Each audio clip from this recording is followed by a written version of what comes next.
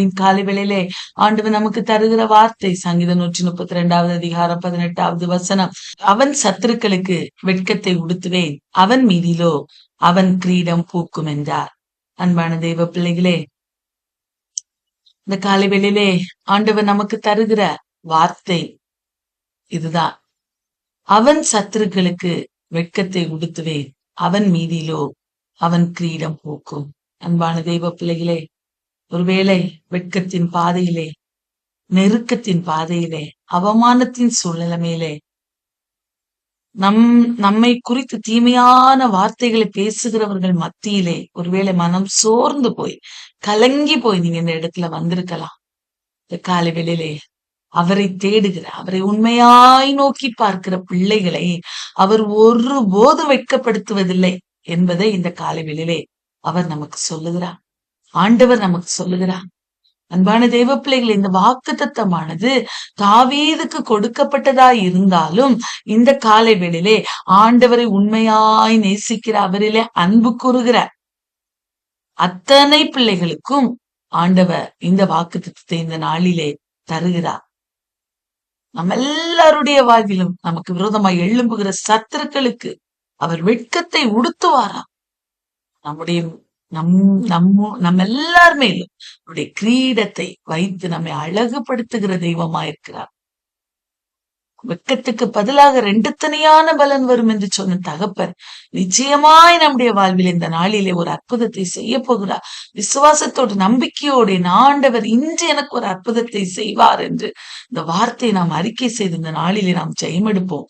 பிரியமானவர்களே, இந்த சங்கீதத்தை நாம் பார்க்கும்போது சங்கீதம் 132வது அதிகாரத்திலே சங்கீதக்காரர் சொல்லுகிறா, நான் கர்த்தருக்கு ஒரு இடத்தையும் யாக்கோபின் வல்லவருக்கு ஒரு வாசஸ்தலத்தையும் காணும் மட்டும் என் வீடாகிய கூடாரத்தில் பிரவேசிப்பதும் இல்லை, என் படுக்கையாகிய கட்டிலும் ஏறுகிறது இல்லை. அன்பான தெய்வ பிள்ளைகளே, இந்த காரியம் 1 நாளாகமத்தின் புஸ்தகம் 17வது அதிகாரத்தை நீங்க வீட்டுல சென்று வாசித்து பாருங்கள். அந்த இடத்திலே தாவீது பாருங்க, ஒரு நாளிலே அவர் ஆசைப்பட்டார், எனக்கு ஒரு பெரிய அரண்மனை இருக்கிறது, நான் தங்குகிறதுக்கு அழகான வாசஸ்தலம் இருக்கிறது, ஆனால் தேவனுடைய பெட்டியானது திரைகளின் நடுவிலே வாசம் பண்ணி கொண்டிருக்கிறது. அதாவது உடன்படிக்கை பெட்டி, ஆசரிப்பு கூடாரம், இதுக்கெல்லாம் ஒரு ஆலயம் இல்லையே என்கிற ஒரு ஏக்கம் தாவீதுடைய இருதயத்திலே காணப்பட்டது. பிரியமானவர்களே, நல்ல ஒரு ராஜா, எல்லா ஆசீர்வாதங்களும் இருக்கிறது, செல்வ செழிப்பு இருக்கிறது, ஆனா அவருடைய இருதயத்தின் பாரத்தை பாருங்க. ஆண்டவருக்கு எடுத்த காரியங்கள் என்ன, ஆண்டவருக்கு என்று ஒரு ஆலயம் இல்லையே, நான் நல்ல மச்சுப்பாவின வீடுகளிலே இருக்கிறேன், அழகான வாசஸ்தலத்தை கர்த்தர் எனக்கு கொடுத்திருக்கிறார், ஆனால் தேவனுடைய பெட்டி திரைகளின் நடுவிலே வாசம் பண்ணுகிறதே என்று சொல்லி அவன் ரொம்ப மனதுல வேதனையோடு அவன் சொல்லுகிறார். பாருங்க, சொல்லிட்டு அவர் சொல்லுகிறா, அதுதான் இந்த சங்கீதத்துல பார்க்கிற, அவர் சொல்லுங்க, நான் கர்த்தருக்கு ஒரு இடத்தை ஆயத்தம் பண்ணணும், அந்த இடத்தை ஆயத்தம் பண்ணுகிற வரைக்கும் நான் என்னுடைய வீட்டுல நான் பிரவேசிப்பதில்லை, என் படுக்கையாகிய கட்டிலின் மேல் ஏறுவதும் இல்லை, என் கண்களுக்கு நித்திரையும் என் இமைகளுக்கு உறக்கத்தையும் வரவிடுவதும் இல்லை என்று சொல்லி ஆண்டவரை நோக்கி அவன் ஜெபித்து ஒரு பொருத்தனை பண்ணுகிற ஒரு மனிதராய் காணப்பட்டார். இந்த காலை வேளையிலே இந்த உலகத்திலே நம்முடைய காரியங்கள் எல்லாம் பார்க்கும்போது உலகத்துக்குரிய சரீர பிரகாரமான தேவைகளுக்காய் ஓடுகிறோம்.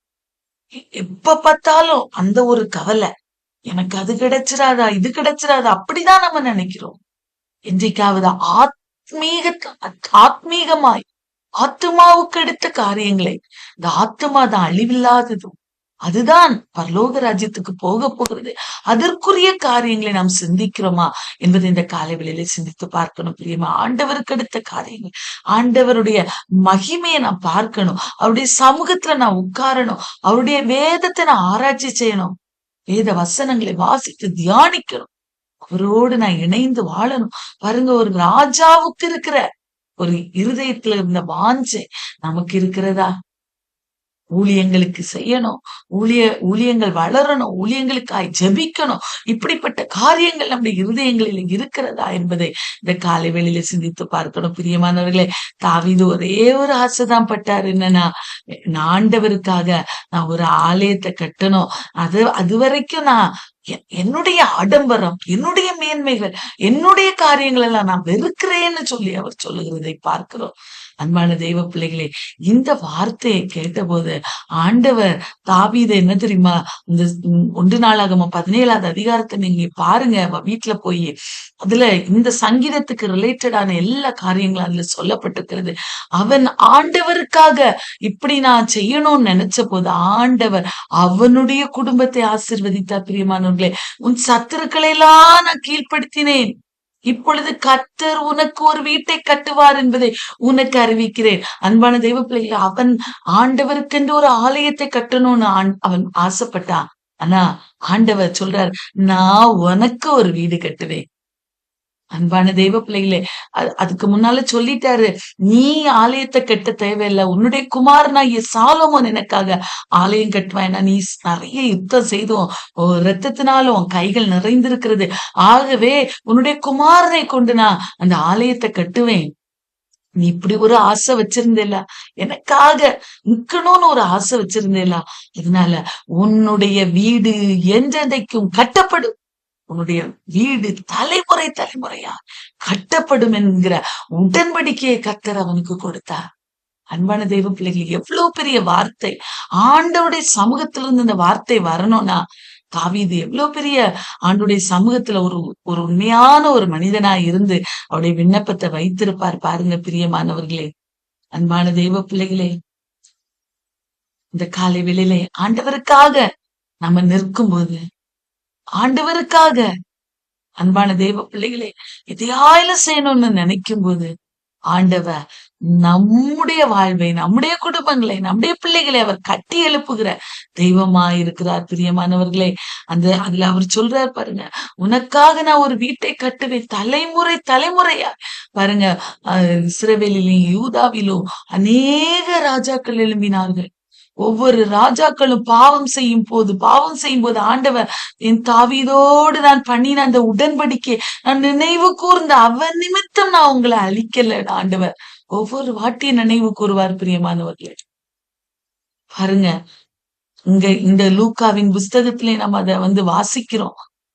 தாவீதுக்கென்று நான் தாவீதோடு பண்ணின அந்த உடன்படிக்கையை நான் நினைவு கூறுகிறேன் என்று இந்த லூக்காவிலையும் கூட அங்கே ஆண்டவர் சொல்லுகிறதை பார்க்கிறோம். பிரியமானவர்களே, அவ்வளவாய் தாவீதுக்காக ஒரு கொம்பை முளைக்க பண்ணுவேன், நான் அபிஷேகம் பண்ணுவித்தவனுக்காக ஒரு விளக்கை நான் ஆயத்தம் பண்ண போகிறேன் என்று சொல்லி அவர் சொல்கிறார். அவன் சத்துருக்களுக்கு வெட்கத்தை உடுத்துவேன், அவன் மீதிலோ அவன் கிரீடம் பூக்கும் என்று சொல்லி ஆண்டவர் சொல்லி. சாதாரண ஒரு ஆடு மேய்க்கிற ஒரு மனிதன், குடும்பத்தினரால் புறக்கணிக்கப்பட்ட மனிதன், அப்படியே பாருங்க, தன்னுடைய வீட்டில ஒரு பெரிய ஒரு ஃபங்க்ஷன் நடக்கிறது.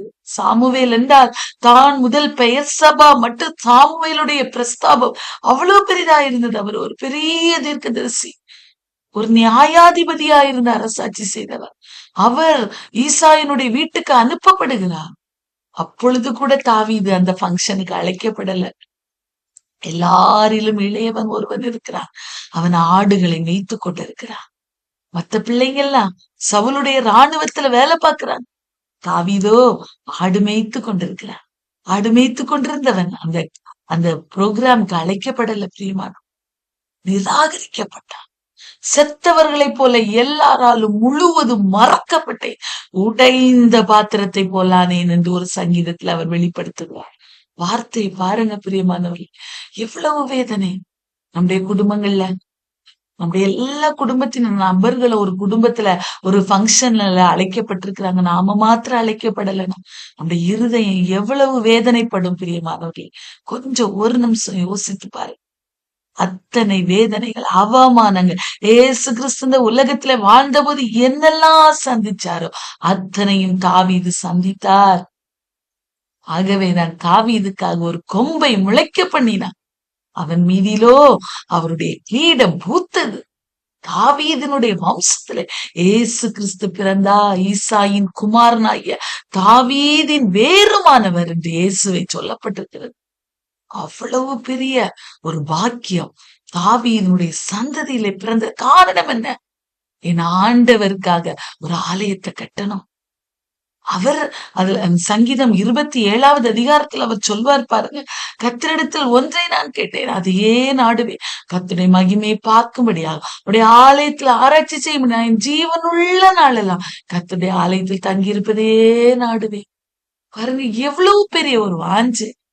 இந்த வாஞ்சை நிமித்தமாய் ஆண்டவர் அவனை கைவிடவே இல்லை. பிரியமானவர்களே, அவன் நிமித்தமா அவருடைய குடும்பங்களை சந்ததியை ஆசீர்வதித்தார். அவருடைய சந்ததியின் மூலமாய் பெரிய நன்மைகளை ஆண்டவர் இந்த உலகத்திலே உண்டாகும்படி செய்தார். அந்த காலவேளையிலே ஆண்டவருக்காக செய்கிற சிறிய சிறிய காரியங்களை ஆண்டவர் நம்முடைய வாழ்விலை கனப்படுத்த வேண்டும் என்று இந்த காலவேளையில விரும்புகிறார். அவர் மேல வாஞ்சையை வைப்போமா? பிரியத்தை வைப்போமா? ஆண்டவருக்காக நிற்பேன். பரிசுத்தமான வாழ்க்கை, உண்மையான வாழ்க்கை, தூய்மையான வாழ்க்கை, என் ஆண்டவரை பிரியப்படுத்துகிற செயல்களை செய்வேன் என்று இந்த காலை வேளையில நம்முடைய வாழ்வை நம்ம ஒப்பு கொடுக்கும்போது நம்முடைய பிள்ளைகள், நம்முடைய சந்ததிகள் எல்லாவற்றையும் என் ஆண்டவர் ஆசீர்வதிப்பா. நம்முடைய சத்துருக்கள் நமக்கு விரோதமாய் இவர்கள் எப்பொழுது அழிவார்கள், இவர்களுடைய பேர் எப்போது அழிந்து போகும் என்று பார்க்கிறவர்கள் மத்தியிலே நம்முடைய கண்கள், நம்முடைய தலையை அவர் உயர்த்துவா. தலையிலே கிரீடத்தை பூக்கும்படி பண்ணுவா. ஆண்டவர் நிச்சயமா இந்த வார்த்தையை நம்முடைய வாழ்வில் நிறைவேற்றுவா. நம்முடைய வாழ்வை ஆண்டவருக்கு ஒப்பு கொடுக்க, அவருக்காக நாம் வாழுவோம். ஆண்டவர் பெரிய காரியங்களை நம்முடைய வாழ்விலே செய்வா.